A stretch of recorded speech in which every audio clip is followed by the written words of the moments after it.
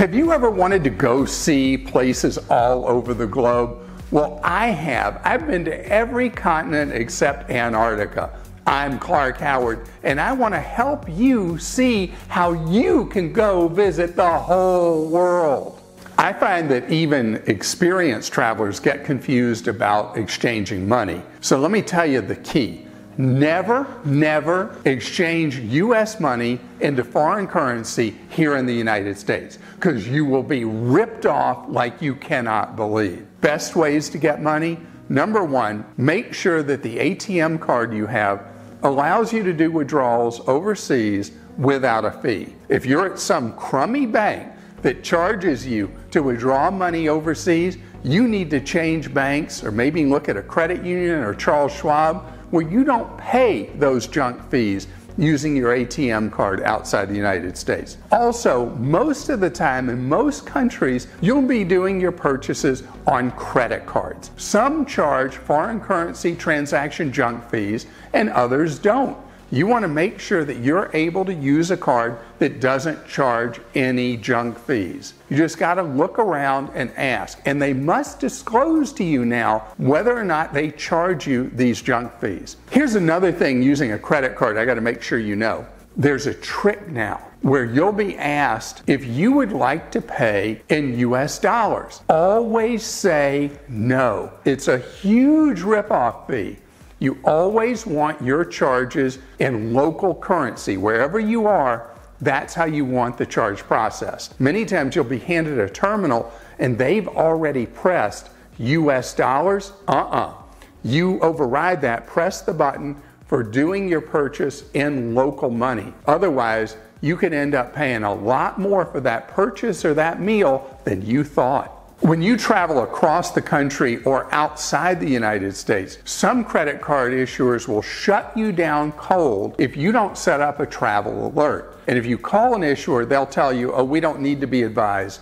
Or they'll tell you how to do that alert on their website, or they'll take it from you over the phone. But it's really key to do this because you don't want to end up somewhere where you can't use your credit card because they didn't know you were going to wherever you are right now. And that's why you set up that alert up front. Now, I also have my protocol about how I handle things. I put a little bit of local currency for wherever I am and one credit card in my pocket. Everything else goes in a pouch. You put the pouch over your neck, and I tuck it into my pants because of the problem of pickpockets in many places. You don't want that to mess up your vacation. If somebody does pick my pocket, all they got is whatever local currency I have in that pocket and that one credit card. That reduces the pain, the hassle for you than if somebody gets everything you got. One thing you don't want to do is ruin your trip before it even starts. And if you're traveling internationally, the rules required for your passport have really tightened. A lot of countries now require that you have 6 months remaining on your passport from when you would be expected to return to the United States. Others, 6 months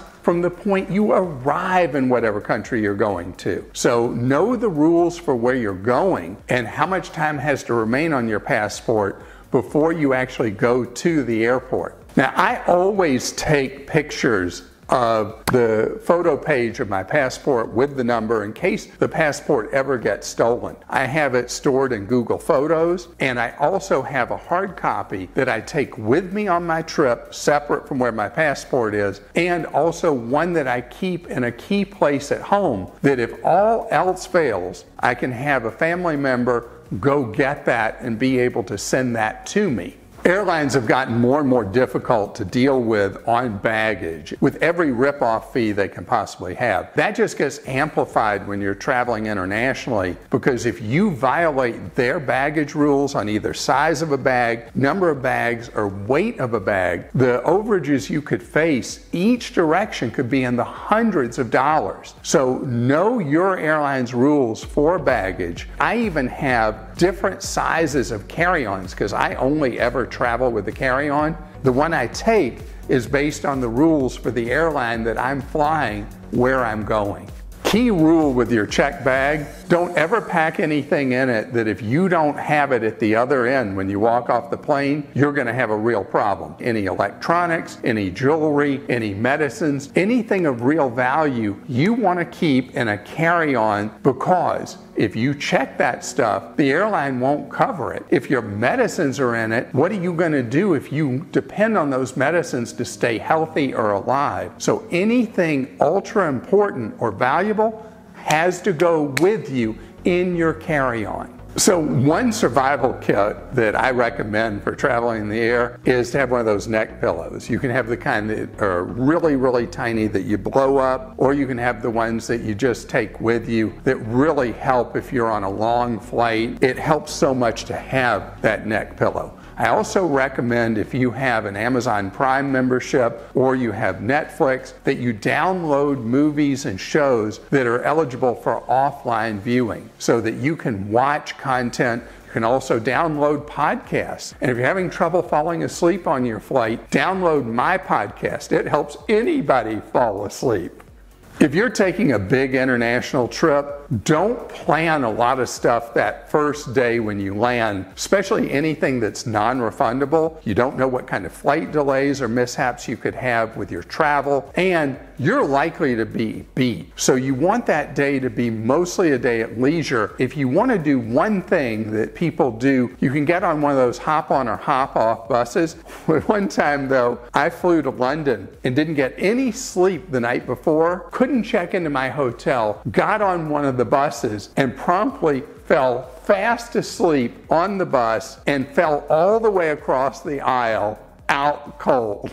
One area that can be a huge gotcha when you return home is bill shock from your cell phone carrier. Be very wary using your cell phone outside the United States. Particularly AT&T and Verizon charge unbelievably high fees to use your phone overseas, including high daily charges even if you sign up for a plan. T-Mobile has unlimited texting and unlimited data. With anybody though, you should download apps and make sure your friends back home download apps. Viber, WhatsApp, WeChat, there are a variety of these that allow you to contact each other on the data side of your phone and over Wi-Fi as well, including making free calls back and forth to the United States so you avoid all the rip-off charges that your cell phone carrier wants to hit you with.